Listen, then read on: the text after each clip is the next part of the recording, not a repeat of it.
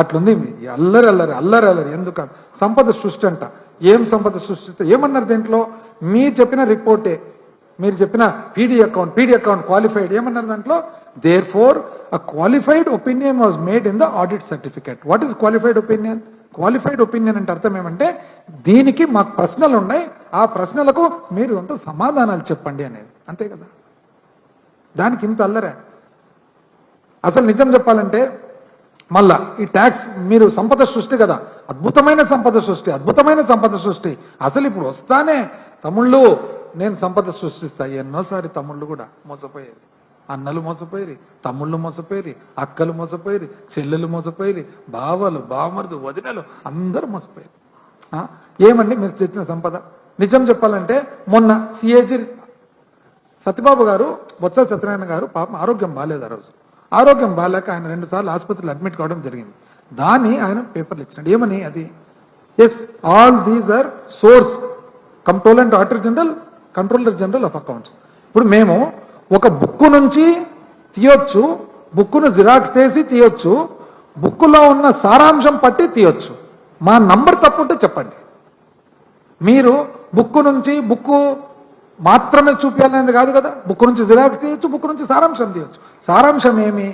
మొన్న ఇచ్చిన దీని ప్రకారం అయితే మీరు ఏ స్థానంలో ఉన్నారు? భారతదేశము ఏప్రిల్ నుంచి డిసెంబర్ 2023-24, ఏప్రిల్ నుంచి డిసెంబర్ 25-26 పోలిస్తే భారతదేశము 9.6% పన్ను ఆదాయం పెరిగితే మీరు పెరిగినది ఎంతండి? 1.9% మీరు పెరిగినారు. అంటే మీరు 22వ స్థానంలో ఉన్నారు. సౌత్ ఇండియన్ దక్షిణాది రాష్ట్రాలు చూస్తాం. తమిళనాడు ఎంత పెరిగిందంటే 9.1%, తెలంగాణ ఎంత పెరిగింది? 4.7%, ఆంధ్రప్రదేశ్ కేరళ ఎంత పెరిగింది? 7.5%, కర్ణాటక ఎంత పెరిగింది? 9.1%. మీరెంతండి పెరిగినది? 1.9%. ఎందుకంటే 2023-24 డిసెంబర్ వరకు లెక్కేస్తే మా పీరియడ్లో ఆదాయం ఎంత ఉన్నింది? 60,893 కోట్లు ఉంటే మీరు 2 ఏళ్ల తర్వాత ఎంతండి? ఓన్లీ 63,316 కోట్లు. మాది ఎప్పుడు 9% తక్కువ ఏ రోజు లేదు. పోనీ మీరు ఆర్థిక శాఖ మంత్రి గారు మీరు వచ్చి చెప్పగలుగుతారా? మీరు ఈరోజు వచ్చి మా ఇవన్నీ మా ఫిగర్స్ తప్పంటున్నారు కదా, మీరు 1.97% మాత్రమే ఆ పీరియడ్లో పెరిగినది కాదు అని మీరు చెప్పగలుగుతారా? పోనీ మీరు 22వ స్థానంలో మేము లేము, అంతకంటే బెటర్ స్థానంలో ఉన్నామని మీరు చెప్పగలుగుతారా? అసలు నిజం చెప్పంటే ఆర్థిక లోటు అండ్ మన ద్రవ్య లోటు చూస్తే ఎంతండి? 2024-20 మాతో పోల్చుకుంటే మాది ఆర్థిక లోటు, రెవెన్యూ లోటు 38,682 అండి. మీరు ఎంతకు తీసుకుపోయినారు దాన్ని? అంటే మాది రెవెన్యూ లోటు 38,682 కోట్లు మాదైతే, మీది 60,285 కోట్లు అండి. హైయెస్ట్ చరిత్రలో నాకు తెలిసి భారతదేశంలో ఎక్కడ ఉండదు. ద్రవ్యలోటు మాది 62,719 కోట్లు అయితే మీది 81,071 కోట్లు అండి. అంటే మా సమయం కంటే మీరు 56% పెంచినారు. మాకంటే మీరు ఆర్థిక లోటు 56% పెరిగినారంటే, మా సమయంలో ఆర్థిక లోటు 100 రూపాయలు ఉందంటే మీరు 156 రూపాయలు పెంచినారు లోటు. మా సమయంలో ద్రవ్య రేటు మాది 100 రూపాయలు ఉంటే మీది 130 రూపాయలకు పెంచినారు. ఏమన్నా కంపారిజన్ అండి? అసలు ఫిజికల్ డెఫిసిట్ మీరు ద్రవ్యలోటు కంపారిజన్ చేస్తే మా సమయంలో ఎంత ఉన్నదంటే 4.1%, మీది ఆల్రెడీ 5% దాటింది. అసలు అంతెందుకు? టేబుల్ ఉంది కదండి, ఈ టేబుల్ ప్రకారం చూడండి. మీరు ఒకవేళ మీరు ఇప్పుడు 1.9% 2 ఏళ్లకు పెంచుతున్నారు కదా పన్ను ఆదాయం, మాది 9.9% పెంచినామండి. కానీ మీరేమంటారంటే మాకు రాదు, పరిపాలన మాకు రాదు, మీకు మాత్రం పరిపాలన వస్తుందని చెప్పి పబ్లిక్ అంతా చెప్పుకుంటూ పోయినారు. దీంట్లో మొత్తం ఇవన్నీ control general of accounts, RBI, మాస్పీ ఆర్ డిపిఐటి అన్ని గవర్నమెంట్ మేము ఇచ్చినట్టు. ఏ ఒక్కటి కూడా మాది గవర్నమెంట్ కాదని ఒక్కటి చెప్పండి మీరు. మాది ఇప్పుడు నేను మాట్లాడినా కదా, ఒక్కొక్క ఐటెం తీసుకోండి మీరు, మీకు గవర్నమెంట్ ఉంది కదా మీ దగ్గర, ఒక్కొక్క ఐటెం తీసుకొని చెప్పండి. ఇది కాక ఏందేందో మాట్లాడతారు. ఏం మాట్లాడతారంటే వివేక, తిరుపతి లడ్డు. నాకు ఒక డౌట్ ఉంది, తెలుగుదేశం వాళ్ళని చూస్తుంటే ఒక డౌట్ ఉంది. మీరు రాయి మా మీద వేస్తున్నారా చంద్రబాబు నాయుడు గారి మీద వేస్తున్నారా ఇదైతే నాకు డౌటే. ఎందుకంటే ఇప్పుడు ఈ తిరుపతి లడ్డుకు సినిమా ఎవరు మీరే తీసినారు. దీనికి ఒక ఆయన ఉండే చూడండి, మొత్తం సినిమా అంతా ఆయన్నే తీస్తుండే, ఆయన్నే ప్రొడ్యూసరు, ఆయన్నే దర్శకత్వం, ఆయన్నే ఇది. అట్లా మీరు దీనికి స్క్రిప్ట్ మీరే రాసినారు, దర్శకత్వం మీరే చేసినారు, నిర్మాత మీరే, హీరో మీరే, చివరకు మీరే జోకర్ అయినారు, మీరే విలన్ అయినారు.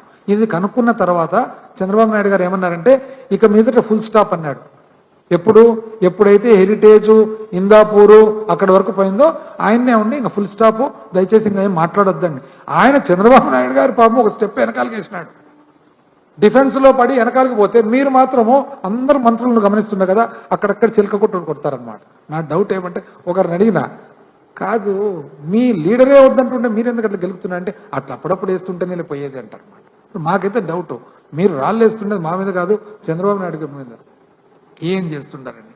దయచేసి నేను ఒకటి చెప్తా, అసలు నిజం చెప్పాలంటే ఇంకా అదర్ సబ్జెక్ట్స్ కూడా ఉన్నాయి, కాకపోతే నెక్స్ట్ టైము.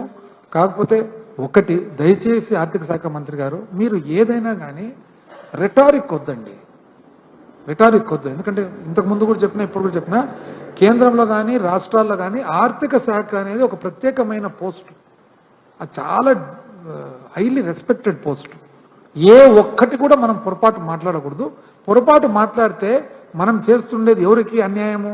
ఆ కుర్చీకి అన్యాయం, ఆర్థిక శాఖ అనే కుర్చీకి అన్యాయం. ఎందుకంటే మన ఆర్థిక శాఖల స్పెషాలిటీ ఏమంటే ఎవ్రీ సింగిల్ మాట మనం మాట్లాడేది ఫిగర్తో జస్టిఫై అయ్యిండాలా, ఫిగర్తో స్ట్రెంగ్తన్ అయ్యిండాలా. అది కాకుండా మీరు ఎట్లంటే ఎట్లా మాట్లాడి జగన్మోహన్ రెడ్డి గారు మాట్లాడినప్పుడంతా మీరు ఏదో ఆయనకు ఎదురు అరుస్తూనే మాకు మార్కులు పడతాయనేటట్లు వద్దు, ఎవ్వరు మార్కులు లేరు. ఎందుకంటే ఇప్పుడు మార్కులు పబ్లిక్ వేసే టైం అయిపోయింది, నెక్స్ట్ మళ్ళా ఎలక్షన్స్, ఇప్పుడు పబ్లిక్ వాచ్ చేస్తున్నారు. మేము ఇప్పుడు నేను చెప్పిన ఫిగర్స్లో ఒక్కటన్నా బాగా డీటెయిల్గా వినండి, ఒకటి ఏదైనా తప్పు ఉంటే చెప్పండి, నేను సమాధానం చెప్తాను. అంతేగాని దయచేసి ఏదో మాకు చదువు రాదు, మీకే చదువచ్చు, మేమేదో ఇంకా జంగుల్లో ఉన్నాము, మేము అడవుల్లో ఉన్నాము, మేము ఇంకా చెట్టు నుంచి చెట్టు ఏదో ఎగురుకుంటూ అట్టిపండ్లు తినుకుంటూ బ్రతుకుతున్నాము, మీరు మాత్రం బెంజ్ కార్లలో తిరుగుతున్నారని అనుకోవద్దండి. పబ్లిక్ అన్నీ వాచ్ చేస్తున్నారు కాబట్టి దయచేసి వద్దండి. సిస్టమ్ అంటే సిస్టమ్ ప్రకారం చెప్పండి. మాట్లాడితే కక్ష ఎవరుకుంటుందండి? కక్ష మాకెందుకు ఉంటుంది? కూటమి మీకుండేది కొట్లాట పబ్లిక్తో, మాకేముంది? మేము పబ్లిక్ను రిప్రజెంట్ చేస్తున్నాం. ప్రతిపక్షంగా మా బాధ్యత, పబ్లిక్ను రిప్రజెంట్ చేయడం మా బాధ్యత, ప్రజల తరఫున మాట్లాడడం మా బాధ్యత. ఇప్పుడు మేము అడుగుతున్న ప్రతి ప్రశ్న మీరు చెప్పినారా లేదా? ఒకసారి కాదు, 100 మీటింగ్లలో చెప్పినారా లేదా? ప్రజలు మీరు ఓటు పొందినది వాళ్ళ ద్వారానే కదా. ఏం అడిగినారు జగన్మోహన్ రెడ్డి గారు? ఆయన అడిగినది, అయ్యా స్వామి నువ్వు చెప్పినది ఎప్పుడు చేస్తావు, 3 బడ్జెట్లు అయిపోయినాయి కదా, ఇంకేం టైం దగ్గరకు వచ్చింది కదా అంటున్నాడు. తప్పేముందండి దాంట్లో? దయచేసి వద్దండి, పద్ధతి మార్చుకోండి.